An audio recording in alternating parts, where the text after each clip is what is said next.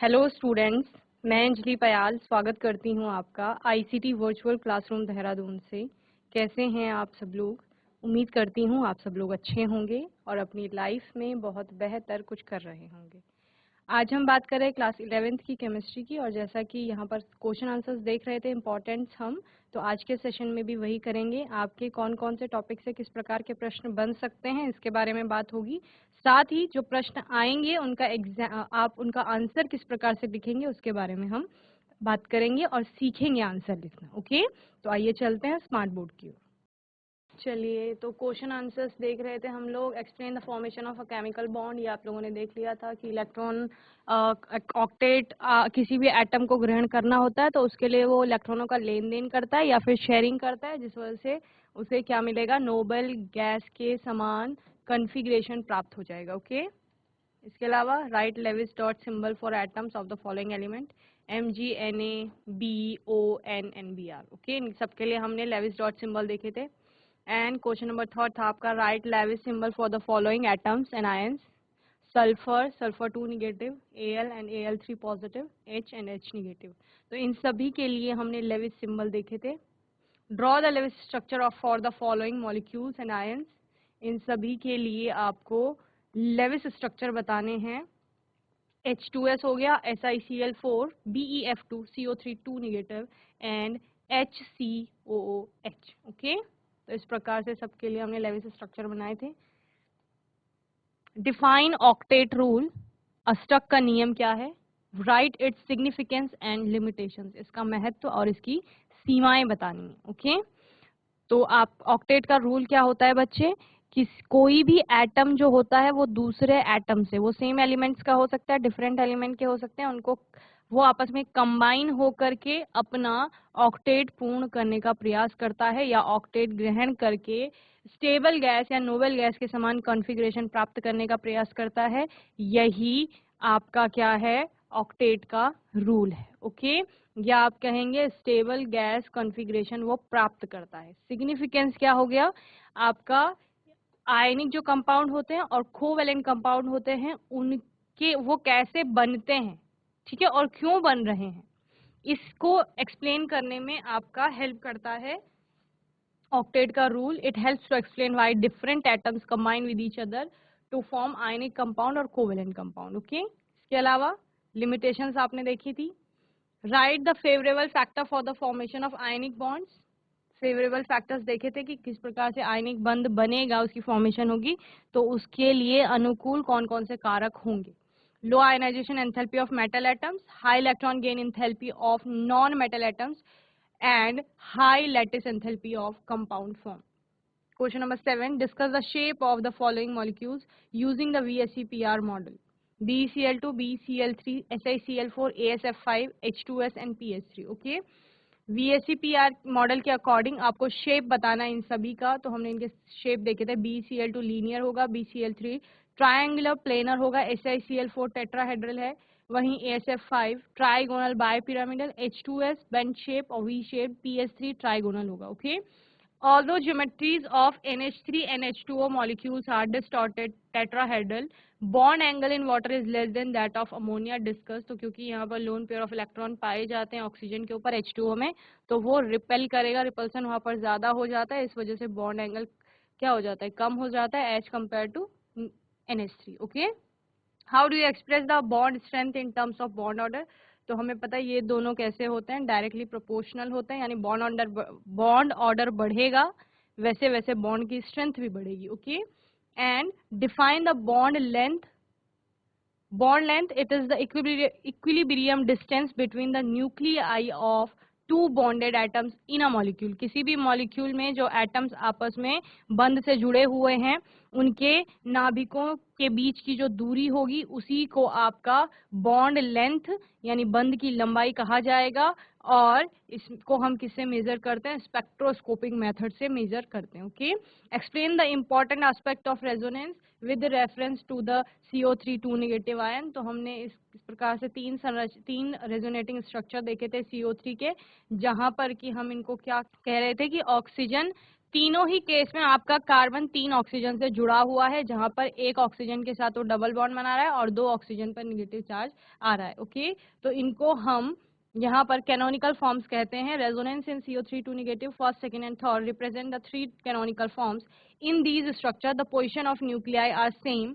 All 3 forms have almost equal energy, same number of paired and impaired electrons. They differ only in their position. Okay? तो इस प्रकार से हमने इसको देखा था। इसके अलावा H3PO3 can be represented by structure 1 and 2 shown below. Can these two structures be taken as the canonical forms of the resonance hybrid representing H3PO3 if not give resonance for the same? Okay?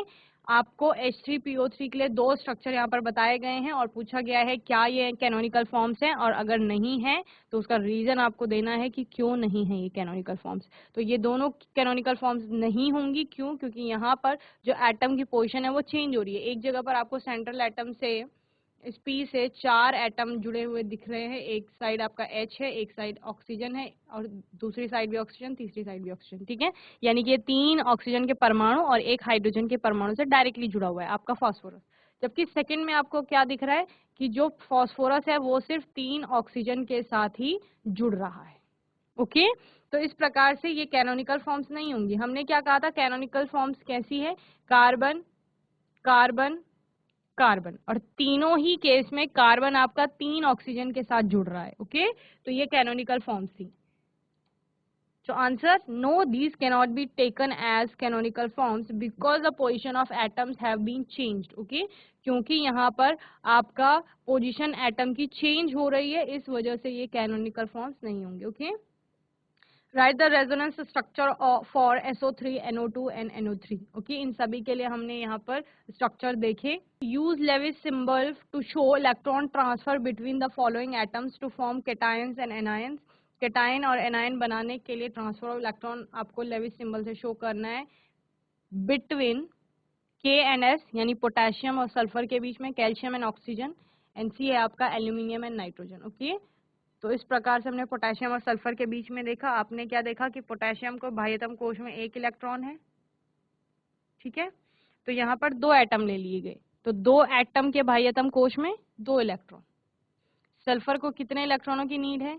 उसके बाह्यतम कोश में 6 electron है, उसको 2 ही electron की need है अष्टक पूरा करने के लिए, तो ये यहाँ से यहाँ ट्रांसफर हो जाएंगे। ओके, तो इस प्रकार से क्या बन गया आपका K2S बन गया है। ओके, और दोनों के पर एक एक पॉजिटिव चार्ज आ जाएगा, और सल्फर ने चूंकि 2 इलेक्ट्रॉन लिए हैं तो उस पर 2 नेगेटिव आ गया। ओके, तो ये हो जाएगा आपका लेविस सिंबल। ओके, इसके अलावा कैल्शियम और ऑक्सीजन के लिए दोनों की बाह्यतम कोश में Ca के 2 इलेक्ट्रॉन होते हैं और ऑक्सीजन के आपके 6 इलेक्ट्रॉन होते हैं। ये 2 इलेक्ट्रॉन देगा और ऑक्सीजन आपका 2 इलेक्ट्रॉन ग्रहण करेगा। समझ रहे हैं? कैल्शियम 2 इलेक्ट्रॉन दे करके Ca2 पॉजिटिव बनाएगा और ऑक्सीजन 2 इलेक्ट्रॉन ले करके ऑक्सीजन 2 नेगेटिव बनाएगा, CaO। ओके, एल्यूमिनियम पे आते हैं। C वाला है, एल्यूमिनियम और नाइट्रोजन के बीच में किस प्रकार से इलेक्ट्रॉन का ट्रांसफर हो रहा है? तो एल्यूमिनियम के बाह्यतम कोश में 3 इलेक्ट्रॉन है, यहाँ से ये 3 इलेक्ट्रॉन को ट्रांसफर करेगा। ओके, नाइट्रोजन के क्योंकि बाह्यतम कोश में आपके 5 इलेक्ट्रॉन है तो उसको 3 इलेक्ट्रॉनों की नीड है, तो एल्यूमिनियम वो 3 इलेक्ट्रॉन देगा। एल्यूमिनियम बियर करेगा 3 पॉजिटिव चार्ज, जबकि नाइट्रोजन पर 3 नेगेटिव चार्ज आ जाएगा। ओके, तो इस प्रकार से आपके तीनों के लिए, यानी पोटेशियम एंड सल्फर के बीच में जो इलेक्ट्रॉन का ट्रांसफर हो रहा है उसके लिए, कैल्शियम और ऑक्सीजन के बीच इलेक्ट्रॉन ट्रांसफर हो रहा है, एल्यूमिनियम और नाइट्रोजन के बीच इलेक्ट्रॉन का ट्रांसफर हो रहा है, और इन तीनों ही केस के लिए हमने लेविस सिंबल बनाए हैं, ये आपने यहाँ पर नोट किया था। ओके, चलिए question number 15, although both CO2 and H2 are triatomic molecules, जबकि कार्बन डाइऑक्साइड और वाटर आपका दोनों ही ट्राई एटॉमिक मॉलिक्यूल्स हैं, यानी त्रिपरमाणुक अणु हैं। The shape of H2O molecule is bent. H2O molecule का यानी वाटर मॉलिक्यूल का जो शेप होता है वो बेंट होता है, जबकि CO2 इज लीनियर। आपका कार्बन डाइऑक्साइड लीनियर होता है। Explain this on the basis of dipole moment. आपको डाइपोल मोमेंट के आधार पर, द्विध्रुव आघूर्ण भी आप इसे कहते हैं, उसके आधार पर आपको एक्सप्लेन करना है। Okay, in CO2 there are 2 C double bond O bonds, okay, यानी कार्बन क्या होता है, दोनों ऑक्सीजन के साथ डबल बॉन्ड से जुड़ा हुआ होता है। Each C double bond O bond is a polar bond. Carbon dioxide के जो दोनों बॉन्ड है वो कैसे होंगे, पोलर होंगे। द नेट डाइपोल मोमेंट, वहां पर कुल ध्रुवीय आघूर्ण जो होगा CO2 का वो कितना हो जाएगा बच्चे, 0 हो जाएगा। ये 0 कब होगा, जब आपका मॉलिक्यूल लीनियर होगा। Okay, this is possible only if CO2 is a linear molecule. ये तभी पॉसिबल है जब CO2 लीनियर होगा, रैखिक होगा। और इस वजह से क्या होगा, इस प्रकार से, ये आपको लीनियर दिख रहा है। The bond dipole of 2 C double bond O bonds cancel the moment of each other. Okay, दोनों क्या करेंगे, लीनियर में है तो एक दूसरे का जो बॉन्ड उनका बना हुआ है लीनियर, क्योंकि आपका मॉलिक्यूल है, इस वजह से जो बॉन्ड डाइपोल है वो एक दूसरे का क्या कर देंगे, कैंसिल कर देंगे। इस वजह से क्या हो रहा है, 0 हो रहा है net dipole moment. Whereas H2O molecule has a net dipole moment 1.84 D, जबकि H2O में नेट डाइपोल मोमेंट इतना है, दैट मीन्स कि रैखिक तो नहीं होगा molecule. Okay, so H2O molecule has a bent structure, इसलिए आपका H2O मॉलिक्यूल का स्ट्रक्चर बेंट है। OH bond are oriented at an angle of 104 degree 5 minute and do not cancel the bond moment of each other। ठीक है, bench shape है और इनके बीच में बॉन्ड एंगल भी आपको देखने को मिल रहा है 104 डिग्री 5 मिनट का। तो आप कहते हैं कि यहाँ पर जो दोनों बॉन्ड बन रहे हैं वो एक दूसरे का बॉन्ड मोमेंट जो है वो कैंसिल नहीं कर रहे हैं, इसी वजह से नेट डाइपोल मोमेंट भी पाया जा रहा है। Right the significance application of dipole moment, तो इसके हमने एप्लीकेशंस यहाँ पर देखे थे। Predicting the nature of the molecule, molecule का नेचर प्रिडिक्ट करने में कि वो पोलार है या नॉन पोलार, ये पता करने में डाइपोल मोमेंट का आपका डाइपोल मोमेंट प्रयोग में आता है। अगर वहां पर स्पेसिफिक डाइपोल मोमेंट कुछ है, कुछ ना कुछ वैल्यू आ रही है डाइपोल मोमेंट की, दैट मीन्स कि वो पोलार नेचर का होगा। जबकि अगर डाइपोल मोमेंट 0 है, दैट मीन्स वो नॉन पोलार नेचर का होगा। Okay, and in the determination of shape of molecule, molecule का शेप डिटरमाइन करने में भी डाइपोल मोमेंट का उपयोग होता है। वहीं पर इन calculating the percentage ionic character, percentage ionic character किसी मॉलिक्यूल में प्राप्त पता करने के लिए भी डाइपोल मोमेंट का प्रयोग किया जाएगा। Okay, question number 17, define electronegativity, how does it differ from electron gain enthalpy. Electron negativity यानी विद्युत ऋणात्मकता क्या होती है, यह है इलेक्ट्रॉन गेन एंथैल्पी, यानी कि इलेक्ट्रॉन लब्धि एंथैल्पी से किस प्रकार भिन्न होती है। तो electronegativity is the ability of an atom in a chemical compound to attract a bond pair of electrons towards itself. Okay, कोई भी आपका बॉन्ड पेयर होगा, यानी कि दो एटम के बीच में बॉन्ड बन रहा है। ओके, आपने कोई भी दो एटम के बीच में बॉन्ड बनते हुए देखा है, वहां पर आपका जो पेयरिंग इलेक्ट्रॉन्स है, शेयर पेयर इलेक्ट्रॉन है, वो किस तरफ को, ठीक है, वो बॉन्डिंग पेयर ऑफ इलेक्ट्रॉन आप जिनको बोल रहे हो, वो जिसकी तरफ को शिफ्ट होंगे, जिसकी तरफ को अट्रैक्ट होंगे, वही आपका ज्यादा इलेक्ट्रोनेगेटिविटी शो करेगा। Okay, so electronegativity is the ability of an atom, ये एक एबिलिटी है किसी भी एटम की इन अ केमिकल कंपाउंड, किसी भी रासायनिक यौगिक में, टू अट्रैक्ट, जिससे वो आकर्षित करेगा किसको, बॉन्ड पेयर ऑफ इलेक्ट्रॉन्स, जो बॉन्डिंग में बंध से जुड़े हुए जो इलेक्ट्रॉन पेयर हैं उनको टुवर्ड्स इटसेल्फ, यानी अपनी ओर को। ठीक है ना, जैसे हम हाइड्रोजन फ्लोराइड या हाइड्रोजन क्लोराइड की बात कर रहे हैं, तो हाइड्रोजन फ्लोराइड में आपका क्या हो रहा है बच्चे, जो बॉन्डिंग है, बॉन्डिंग में इलेक्ट्रॉन है, यहाँ पर आप हाइड्रोजन फ्लोराइड का एग्जाम्पल लेते हैं। ठीक है, यहाँ पर क्या होता है बच्चे, यहाँ पर इलेक्ट्रॉन है जो वो आपका फ्लोराइड की तरफ को, या फ्लोरीन की बात करते हैं, फ्लोराइड की तरफ को शिफ्ट हो जाते हैं। तो यानी इलेक्ट्रोनेगेटिविटी दिखा रहे हैं, और किसकी दिखा रहे हैं, फ्लोरीन की दिखा रहे हैं। ओके, तो इसको क्या कहा जाएगा, इसको इलेक्ट्रोनेगेटिविटी कहा जाएगा। इलेक्ट्रोनेगेटिविटी क्या है, दोनों बॉन्डिंग में है, H और F के बीच में बॉन्ड बन रहा है, वो बॉन्ड क्या कर रहा है, उस बॉन्ड में बॉन्डिंग किसके कारण से, पेयर्ड इलेक्ट्रॉन्स है। पेयरिंग कैसे हुई है, एक हाइड्रोजन का एक फ्लोरीन का है, तो दो इलेक्ट्रॉन हो गए, बॉन्ड पेयर इलेक्ट्रॉन उनको कहा जाएगा, क्योंकि उनके कारण से बंध बन रहा है, कोवेलेंट बॉन्डिंग हो रही है। आप क्या कहेंगे कि वो कोवेलेंट बॉन्डिंग में जो वो बॉन्ड पेयर है इलेक्ट्रॉन का, वो शिफ्ट हो रहा है थोड़ा सा फ्लोरीन की साइड को, इसी को आप इलेक्ट्रोनेगेटिविटी कह रहे हो फ्लोरीन की, क्योंकि फ्लोरीन ज्यादा इलेक्ट्रोनेगेटिव है, दैट्स वाई वो क्या कर रहा है, आपका इलेक्ट्रॉन को अपनी तरफ को खींच रहा है या आकर्षित कर रहा है। इस प्रकार से आपने यहाँ पर देखा कि यहाँ पर आपका बॉन्ड बन रहा है, एक इलेक्ट्रॉन हाइड्रोजन का है ये क्रॉस वाला, और ये डॉट वाला इलेक्ट्रॉन किसका है, फ्लोरीन का है, दोनों शेयर कर रहे हैं उसको। ओके, इसके कारण से यहाँ पर बॉन्डिंग बन रही है हाइड्रोजन और फ्लोरीन के बीच में। लेकिन ये जो इलेक्ट्रॉन है, बॉन्डिंग वाले इलेक्ट्रॉन है, ये थोड़ा शिफ्ट हो जाते हैं टुवर्ड्स फ्लोरीन। और ये क्यों हो रहा है, क्योंकि फ्लोरीन की इलेक्ट्रोनेगेटिविटी ज्यादा है।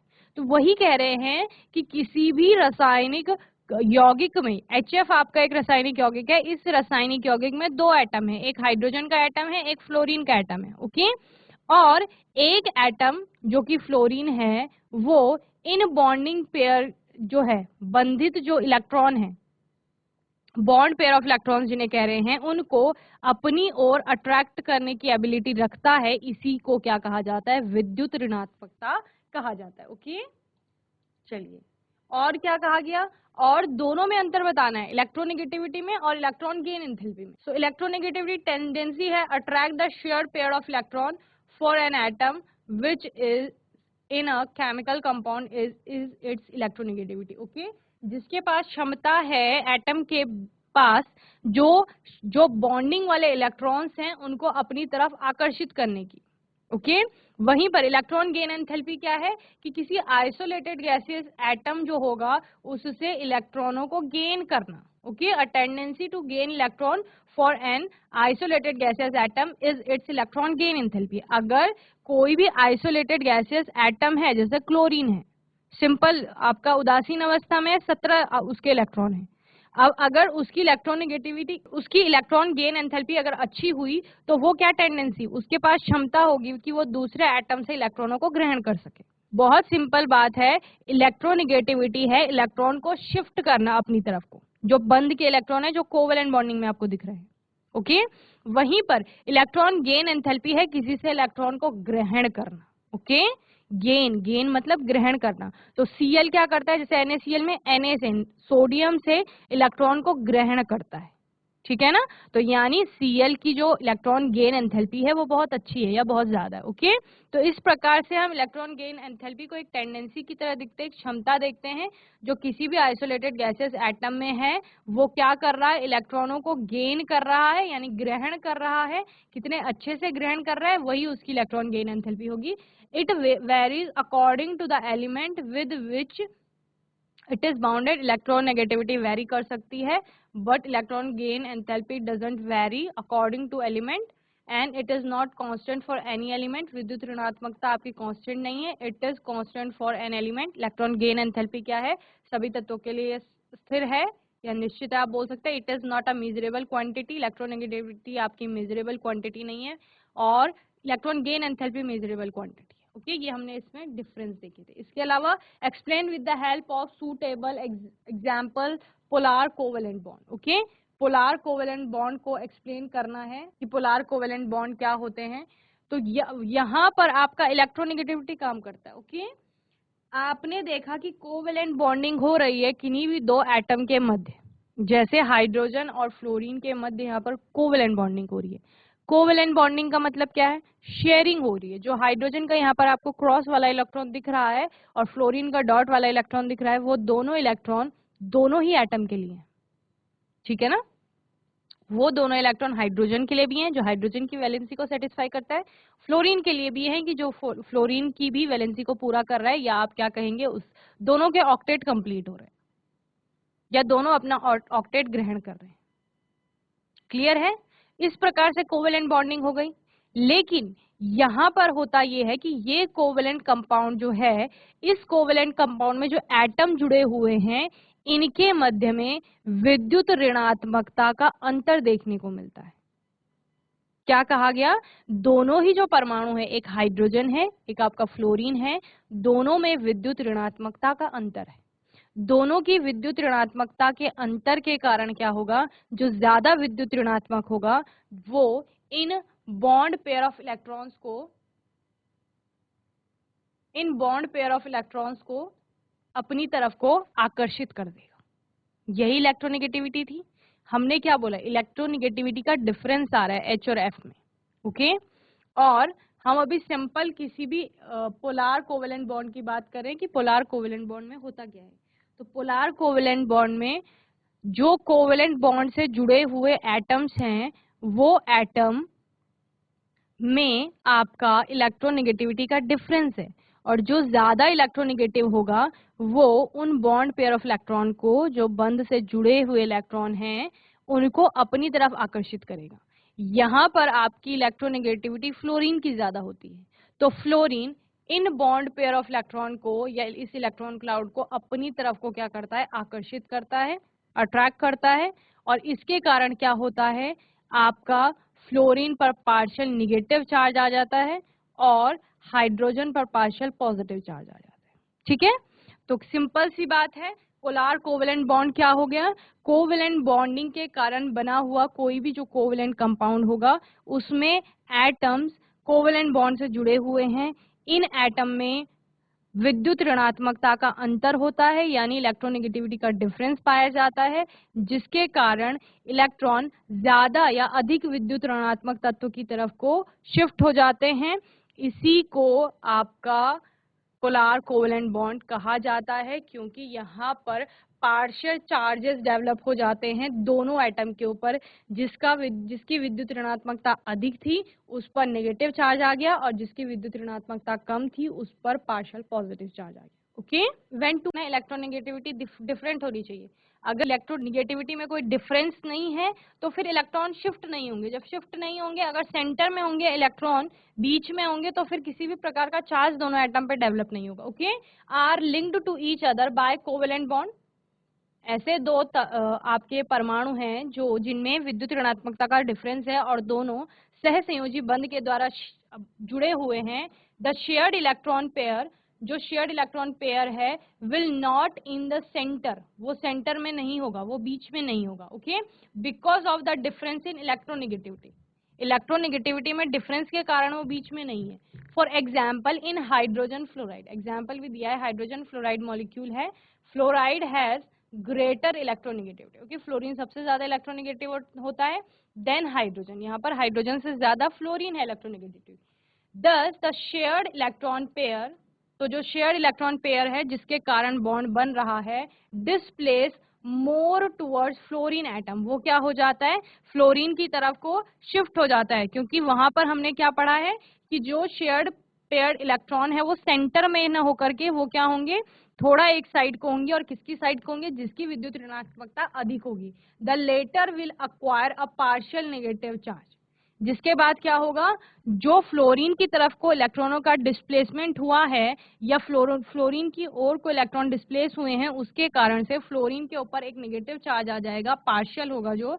At the same time hydrogen atom will have a partial positive charge. Okay, वहीं पर हाइड्रोजन के ऊपर पार्शियल पॉजिटिव चार्ज आ गया, जिसको आप डेल्टा पॉजिटिव से शो करते हैं। Okay, such a covalent bond is known as polar covalent bond और सिंपली पोलर बॉन्ड। ओके, इस प्रकार से बने हुए जो कोवेलेंट बॉन्ड होते हैं उनको पोलर कोवेलेंट बॉन्ड कहा जाता है। ओके, तो ये पूरा एक्सप्लेनेशन है, यहाँ पर बताया गया है पोलर HF किस प्रकार से, फ्लोरीन इज पार्शियली नेगेटिव, यहाँ पर आपने दिखाया है फ्लोरीन पर पार्शियली नेगेटिव चार्ज आ गया है क्योंकि इलेक्ट्रॉन इस तरफ को शिफ्ट हुए हैं।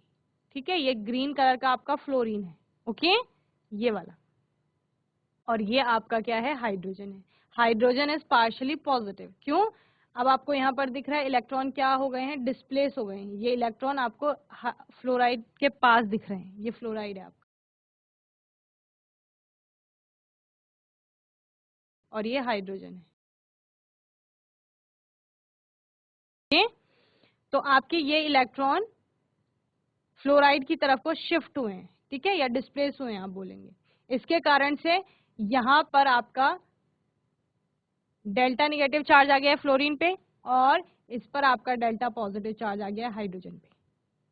Okay, fluorine is far more electronegative than hydrogen, the electron in the bond are held much closer to fluorine creating a dipole in the molecule, वो उसमें द्विध्रुव यानी कि दो ध्रुव बना देता है, एक पॉजिटिव एक नेगेटिव, पॉजिटिव हाइड्रोजन है, डेल्टा पॉजिटिव, और नेगेटिव आपका फ्लोरीन हो जाएगा। ओके, इस प्रकार से बॉन्डिंग इलेक्ट्रॉन क्लाउड जो है वो शिफ्ट हो जाता है टुवर्ड्स फ्लोरीन। ओके, चलिए, पोलर कोवेलेंट बॉन्डिंग HF के अलावा आपको बहुत सारे मॉलिक्यूल्स में देखने को मिलती है, जैसे यहाँ पर एग्जाम्पल है H2O का, तो यहाँ पर आपका ऑक्सीजन ज्यादा इलेक्ट्रोनेगेटिव होगा तो क्या हो रहा है, यहाँ से आपको ये एरो के निशान से पता चल रहा है कि हाइड्रोजन की जो सेंटर में आपके इलेक्ट्रॉन्स थे वो क्या हो जाएंगे, ऑक्सीजन की तरफ, दोनों हाइड्रोजन से ऑक्सीजन की तरफ को शिफ्ट हो जाएंगे, जिसके कारण आपका हाइड्रोजन पर क्या आ जाएगा, पार्शियल पॉजिटिव चार्ज आ गया है दोनों हाइड्रोजन पे, और ऑक्सीजन पे पार्शियल नेगेटिव चार्ज आ गया। इसके अलावा हाइड्रोजन क्लोराइड यहाँ पर एग्जाम्पल दिया गया है,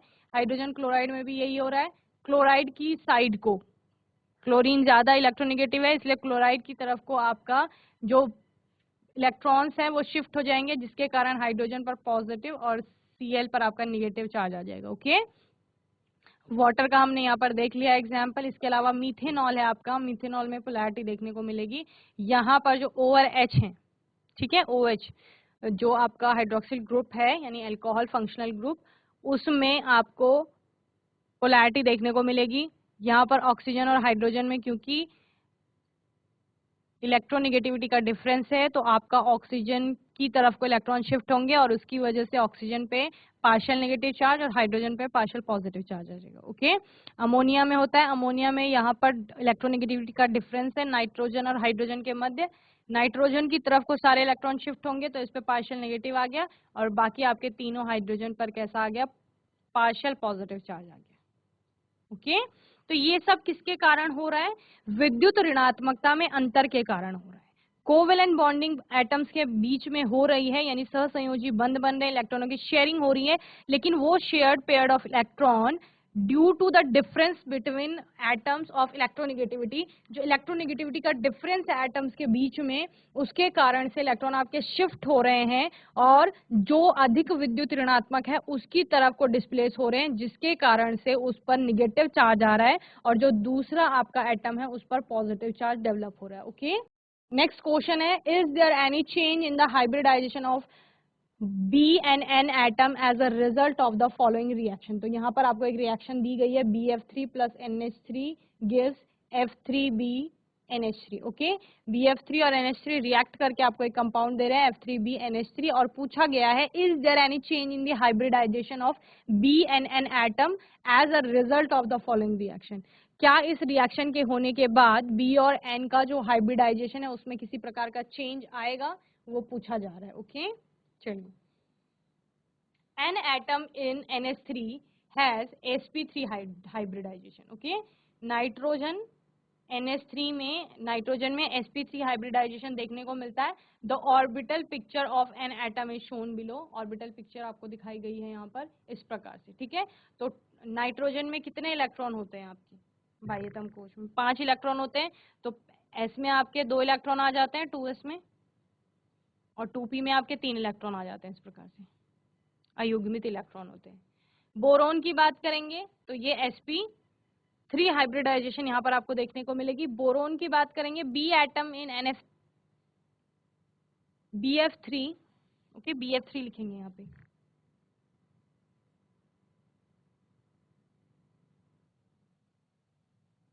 हैज sp2 हाइब्रिडाइजेशन। BF3 में आपका कौन सा हाइब्रिडाइजेशन है, B में sp2 हाइब्रिडाइजेशन है। Okay, the orbital picture of B atom is shown below, ये ऑर्बिटल पिक्चर है। On the reaction of NH3 and BF3, F3B dot NH3 is obtained as a product as hybridization of B atom is changed to sp3, although hybridization of N atom remain changed। okay, B का hybridization change हो रहा है, N sp3 हो रहा है, जबकि N का hybridization आपका सेम रहेगा। ओके, चलिए नोट करेंगे।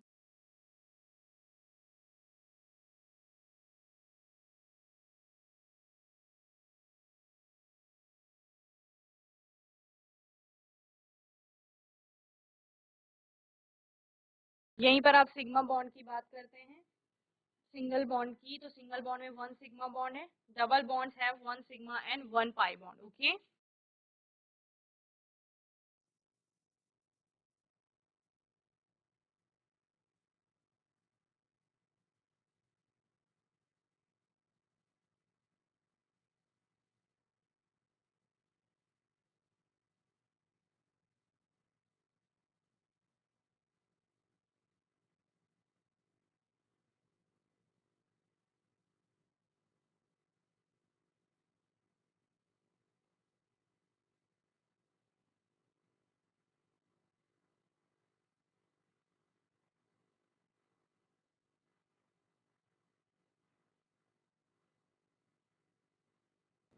तो इस प्रकार से आप सिग्मा और पाई बॉन्ड का रिप्रेजेंटेशन करते हैं। तो क्या समझ में आया, जहां पर भी आपको एक सिंगल बॉन्ड किसी भी दो एटम के बीच में दिख रहा है तो वो आपका एक सिग्मा बॉन्ड होगा। अगर आपको कहीं पर डबल बॉन्ड दिख रहा है बनते हुए तो एक सिंगल और एक आपका सिग्मा और एक पाई बॉन्ड होगा, ओके, डबल बॉन्ड में। वहीं पर ट्रिपल बॉन्ड में आपका क्या होता है, दो पाई और एक सिग्मा बॉन्ड होगा, ओके। तो इस प्रकार से आप टोटल नंबर ऑफ सिग्मा और पाई बॉन्ड्स को कैलकुलेट कर लेंगे, ओके। तो C2H2 की बात कर रहे हैं, इस प्रकार का स्ट्रक्चर बनता है। साइड वाइज ओवरलैपिंग यहाँ पर हो रही है जहां पर आपको सिग्मा बॉन्ड दिख रहे हैं, ओके। यहाँ आपको साइड वाइज ओवरलैपिंग दिख रही है जहां पर आपको पाई बॉन्ड फॉर्म होते हुए दिख रहा है, ओके। और ये आपको सिग्मा बॉन्ड जो कि किसके कारण formed by bonding orbital overlap, okay. Axis पे जो ओवरलैपिंग हो रही है उनके कारण से सिग्मा बॉन्ड आपका बन रहा है, ओके। तो total number of sigma and pi bonds आपको बताने हैं। Thus there are 2 pi bonds, 2 pi bond बन रहे हैं और 3 सिग्मा बॉन्ड यहाँ पर आपको बनते हुए दिख रहे हैं। तो बच्चे C2H2 में होता क्या है, कार्बन कार्बन और कार्बन से आपके कितने, 2 हाइड्रोजन जुड़े हुए हैं, ठीक है। तो कार्बन की वैलेंसी को पूरा करने के लिए यहाँ पर ट्रिपल बॉन्ड बनता है इनके बीच में, समझ रहे हैं। हमने क्या बोला, जितने भी सिंगल बॉन्ड है दैट मीन्स वो क्या है, आपके सिग्मा बॉन्ड है, ओके। सिंगल बॉन्ड यानी सिग्मा बॉन्ड। तो सिग्मा बॉन्ड कितने हो गए आपके, ये सिग्मा बॉन्ड का साइन है आपका। सिग्मा बॉन्ड कितने हो गए, एक जो ये कार्बन और हाइड्रोजन के बीच है 1, दूसरा ये कार्बन और हाइड्रोजन के बीच है, और तीसरा कौन सा है जो हमने कहा है कि ट्रिपल बॉन्ड में भी आपका एक सिग्मा बॉन्ड होता है। यहाँ पर आपने पढ़ा triple bond consist of 2 pi and 1 sigma bond. तो ये जो आपको सिग्मा बॉन्ड दिख रहा है, ठीक है, ये तीसरा है। तो total number of sigma bond कितने हो गए, 3 हो गए। बात करेंगे पाई बॉन्ड की। पाई बॉन्ड्स आपके कितने हैं, आपने कहा कि ट्रिपल बॉन्ड होगा तो 2 पाई बॉन्ड होंगे, ठीक है। तो एक पाई बॉन्ड आपका ये हो गया और एक ही हो गया। तो total number of pi bonds कितने हो गए, 2। 5 ही बॉन्ड है इनमें बन रहे हैं। 3 बॉन्ड आपके कार्बन कार्बन के बीच में बन रहे हैं और 2 कार्बन अलग अलग हाइड्रोजन के साथ बना रहे हैं, ओके। तो यहाँ पर total number of sigma bond हो गए आपके 3 और total number of pi bonds हो गए 2। क्लियर है। तो इस प्रकार से आप कोई भी अगर मॉलिक्यूल मिल रहा है उसमें आप नंबर ऑफ पाई और नंबर ऑफ सिग्मा बॉन्ड्स बता देंगे, ठीक है। पाई बॉन्ड आपका बन रहा है साइड वाइज ओवरलैपिंग से, ओके, जबकि एक्सिस पे जो ओवरलैपिंग हो रही है उससे आपका सिग्मा बॉन्ड बन रहा है। क्लियर, जल्दी से नोट करेंगे C2H2 देन C2H4 पर आएंगे।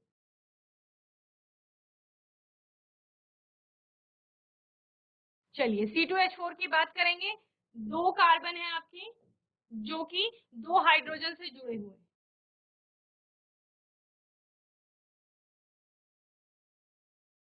कार्बन की वैलेंसी को पूरा करेंगे इस प्रकार से। बात करेंगे सिग्मा बॉन्ड्स की, नंबर ऑफ सिग्मा बॉन्ड्स कितने हो जाएंगे बताइए, 1 2 3 4, 4 तो ये हो गए जो कार्बन हाइड्रोजन के साथ बना रहे हैं। इसके अलावा हमने पढ़ा है double bond consist of 1 sigma and 1 pi bond, यानी कि डबल बॉन्ड आपका जो होता है उसमें एक सिग्मा बॉन्ड पाया जाता है और एक पाई बॉन्ड पाया जाता है। तो ये 5वां बॉन्ड हो गया, ठीक है। तो total number of sigma bonds आपके 5 हो गए।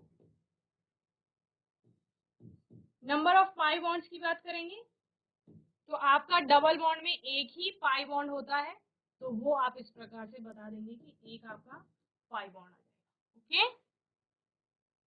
तो इस प्रकार से 10 देयर आर 1 पाई बॉन्ड, एक आपका पाई बॉन्ड है, and 5 sigma bond in C2H4। C2H4 में आपका एक पाई बंद बनेगा और बाकी 5 सिग्मा बॉन्ड बनेंगे, ओके। तो जल्दी से नोट करेंगे इसे। तो बच्चों मैं उम्मीद करती हूँ आज के सेशन में जितने भी प्रश्न कराए गए वो आपको अच्छे से समझ में आए होंगे।